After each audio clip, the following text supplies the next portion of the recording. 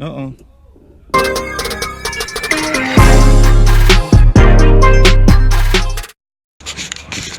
What's up, everybody? It's your boy Walker Mondu. Welcome back to Wrenchtrenchers Garage, and today we're back on the Mustang again. And check this out. Look at that. The shop is much cleaner than it was before. Look, the Supra, it's not as much of a table anymore.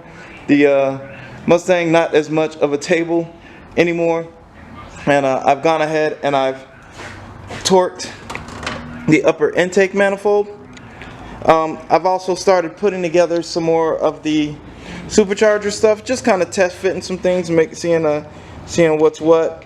But the fact of the matter is that this pipe is really dirty, and you know what? I think I want to go ahead and letter this like the rest of it, so it all matches.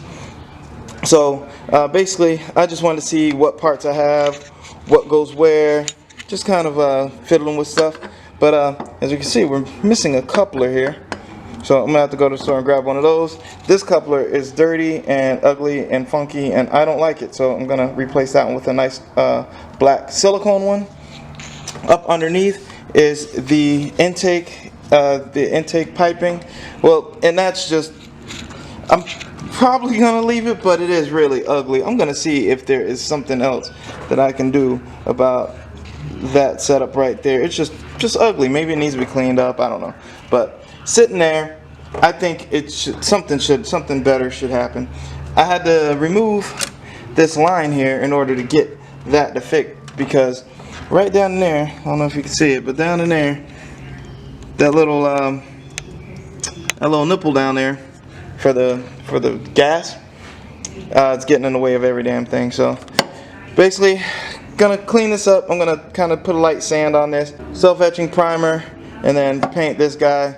And then I'm gonna letter that. What you have here is, see this guy right here? This little guy is supposed to connect. Like if I move this guy out of the way, show you guys this. If I move that guy out of the way, you can see all the intake stuff. And what this will do is this actually bends to fit on that. And you know, I just don't like it. This is his brand new airflow meter for the 42-pound injectors. So that's supposed to go on that, and then you're supposed to put like a filter. And your old air filter setup, when I tried it, it just didn't fit. It doesn't work. It looks bad. I don't like any of that. So his whole intake is probably just gonna probably rebuild this thing to make it look way better than it does. It just this just kind of sucks, this whole thing. So that's the move. So tomorrow I'm gonna have to go get some couplers. I'm gonna have to go, might be able to find me a nice 90-degree U-shape, something that I can use to do that, and maybe cut here some couplers to get the intake to match up right here where it can pull in some nice fresh air from outside, so we can get, you know, as much power as we can. The other thing that I ended up doing is in here, it's kind of dark, but right here you can see that I ended up wiring in the e-brake. Now there's still a whole lot more to do. He's gonna get me some 2-inch spacers for back here, because these are just gonna be, he's still rubbing. You can see where he's actually, you see this big scar here where he's rubbed his wheels, so he's gonna need to come out just a little bit more so he can avoid that. As I showed before, he was rubbing right here on his roll bar. You can see that dark little spot right there. That's where his tire's rubbing on his roll bar. So the spacers that he ended up getting me for the back were smaller than the one he's already have. So he's going to still have even worse rubbing issues if that. So I decided I'll go and put those on the front. He can get me some larger ones for the back. And he shouldn't rub as much as he did before. But we'll see how that works out. As I showed you before, we got power. Still got to put the belts on. There's still some more wire tucking that I have to do up under here. And I got a little piece of sheet metal here to go ahead and make my little shielding for the wires that are in some of these wheel wells, so I can keep those out of the way. So there's just little things to be done. I'm probably just gonna put you on a GoPro and just run around with that thing for the rest of whatever I'm doing, and then tomorrow I'll go pick up the parts. But there's a few things that I can do tonight that I'm gonna go ahead and knock out. So you're going on the time lapse. See you in a bit.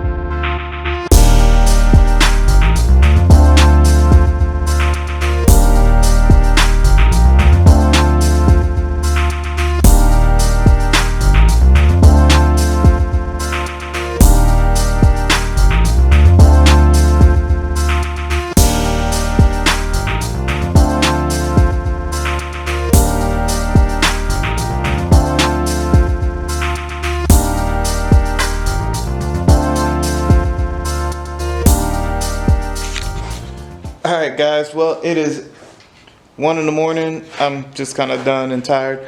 But as you can see, I went ahead and painted this guy. Looks pretty good. Turned out fine. Looks even better under the engine bay. Sorry I didn't get a picture of that. But yeah, the serpentine belt was a little too short. So I'm going to have to go to the store and get another one of those. I'm going to have to get another one of these couplers because this thing's just ugly. I don't like it. I think black, or if they have a Ford blue, but it's going to have to be like black or something. That's just bad. But that silver turned out pretty good. That's that U-Paul that I keep using. That stuff is just awesome. So, and then I went ahead and just hand painted the Vortex symbol, which is cool. It's going to look better under the hood. Serpentine belt. Serpentine belt did not fit. It was just too short. So I went ahead and just threw some bolts in this thing for now, and then once I get the belt and everything all lined up and done, then I'll go ahead and throw the fan on, and then I can throw on the radiator, shroud, but that's going to be pretty much after I do a little bit more tuck. Clutch cable. I went ahead and installed that. I went ahead and I stopped procrastinating and ended up putting on the other caliper with the spring. See that? There's the spring. Caliper with the spring is on. But yeah, I did a lot tonight, but mainly a lot of it was just trying to get some fitment stuff done, and I come a long way with it. I never filmed how to put the distributor in correctly, but I think but there's plenty of videos on there, so you guys can just I'll leave a couple of links or try to do something about that. I'm hoping to get a test fire this weekend, but you know, stuff just keeps getting added to the list, and there's the list. But we're getting there. Alright guys, I'll see you guys tomorrow. This ain't the end of the video, but this is the end of my night. Gonna go have an adult beverage, and I'll see you in a few seconds for you. Bye. Hey, what's up guys? It's another day, it's another weekend, and yes, my videos are taking a long time to come out, because basically I've just been recording, and some of them hadn't been coming out right, and I've been forgetting to end some. What I ended up doing is, while I was waiting for some parts for the Mustang to come in, because I'm telling you, that thing is almost ready to fire up. But while I was waiting on those parts, I decided to go ahead and take a look at I brought the Z in here. As you can see, the Z is back in the shop. But what I did was I brought the Z in here, and I took out the gauge cluster, because the odometer, it hadn't worked since I bought the daggone thing. But I have had the car up on let go and on offer up for sale. No one's biting, and you know, it might be because I did mention that the gauge, that the odometer isn't working properly, or it's not working at all. Now I get the trip meter, the trip A and B, all that stuff works, but the odometer doesn't move. Now there's a little teeny motor. You can see that little silver guy. A little silver guy right in there is the motor. Now I've already had this thing apart, as you can see, and what I did was I used a little 9-volt battery, some alligator clips, stuff like that. I used all that, and what I did was tested the motor, see if it moves, and it does move when you put the power to it. However, it moves in pulses, and I think this little guy right here is a pulsed setup, and you have to hook it up correctly. This guy right here, it's right next to the battery, connected to the shock tower on the car. Now, and from this, that goes in here, is your speedo cable. So your speedo cable goes from here after it's on, and goes down here somewhere down in the engine bay, and then it connects to your transmission. Now I've already taken that out as well, because I was hoping this was just going to be a quick fix that I didn't have to record, but I'm going to go ahead and record a little bit anyway. But the speedo cable's out. I went ahead and just plugged it into the loom, and what I'm going to attempt to do is run the speedo cable in through the window, through the door, put the gauge cluster back in, and then I'm going to spin the speedo cable by hand, thus spinning this mechanism here with this simply just plugged in and the battery on, and see if I can't get this thing to move, because I've already explored the motor. Maybe the motor was stuck, maybe it's a gearing issue, I'm not sure. So what I'm going to do is I'm going to try to manually get this thing to run by hand. So first thing first, I'm going to put this thing back in, and we're going to try this little experiment real quick, and depending on the results of this experiment decides whether or not I'm going to go to the junkyard tomorrow and get a bunch of stuff. If my experiment does fail tonight, that's what I'll do tomorrow. However, even still, I'm going to go ahead and we are going to get this guy back. And as you can see, what I did is I actually found the right belts to stick on this guy. I had to add a washer down in there because this thing just was not wanting to clear that bolt. Got us a brand new K&N air filter, which the plastic will be coming off of that. There's just a lot of stuff. So, but before I get to this, we're gonna get to that, and I'll see you guys in a bit. All right, guys. So I just kind of have this in here, just kind of loosey-goosey right now. But what I did was I ran the speedo cable in through the window, and then what I did was I just turned this little knob here until I saw something happening here. Now I don't have the battery hooked up, so unfortunately can't really show you that right this second. But actually, if you remember, the speedometer said 147,386 the last time, so it actually rolled over to 7 as I spent this guy around. Now this guy is a little loosey-goosey here. See, that comes out like that. I don't know if it's part of the problem or if it's supposed to be like that or what, but I think I'm gonna go get another one of these. We'll go ahead and hook everything back up tomorrow, and I will drive it around, and hopefully my odometer problems have been solved. But we're on to the Mustang, and as you can see over here, we have all of our Vibrant Performance stuff on there. This had a little bit of a gap that I didn't like, so I went ahead and wrapped a whole bunch of Gorilla Tape on there so that it will fit into this extremely large 90-degree. And I'm gonna have to do the same thing on this back side for the airflow meter. So I'm gonna go ahead and wrap that up, and then I'm gonna go ahead and put this inside of the car, and I'll see you guys in a bit. Okay guys, I have been working very diligently. I have finally gotten all of the intake stuff on and strapped in. The plug wires are on. I set the distributor a while back. I think we're actually ready to fire this thing. But first, what I'm gonna do is I'm gonna check for oil pressure by just turning it over a few times. So I'm gonna put this negative battery on. We got the negative battery cable on. I'm nervous. I'm sorry guys, I am so nervous about this. But I'm not gonna fire right away. I'm just gonna check and see if we got oil pressure first. Alright, let's see what we got, guys. Whew. I don't know why I'm so nervous, but I'm just nervous. I'm always nervous when I get ready to start a car.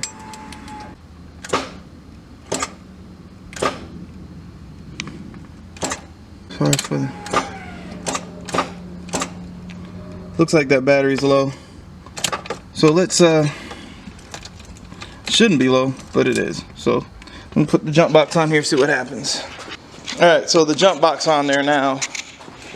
Let's see what we got, see if it'll let's see if it cranks.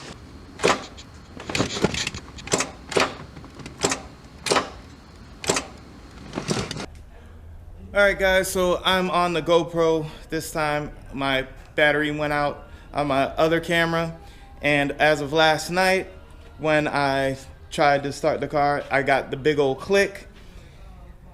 And I'm telling you, I was up all night, and then I got up early this morning, and then I kept trying to find out what the problem was with the starter. Come to find out, I just had it wired wrong. And that's after I ended up getting another starter, because I took the old starter out. I figured I fried it because it smoked from bad wiring on my part from before. But you know what? Every time I take a starter over to like AutoZone or one of those places to test it, they always come up bad. And come to find out, there's nothing really wrong with it. So I don't know. But anyway, 80 bucks chalked up to the School of Hard Knocks. So there you go. But anyhow, I finally got it in there. I finally got it wired correctly. And what we're gonna do is we're gonna try to get some oil pressure here. So I'm gonna grab you guys a light. So we're gonna see if we can get some oil pressure here. But there's my little oil pressure gauge right there.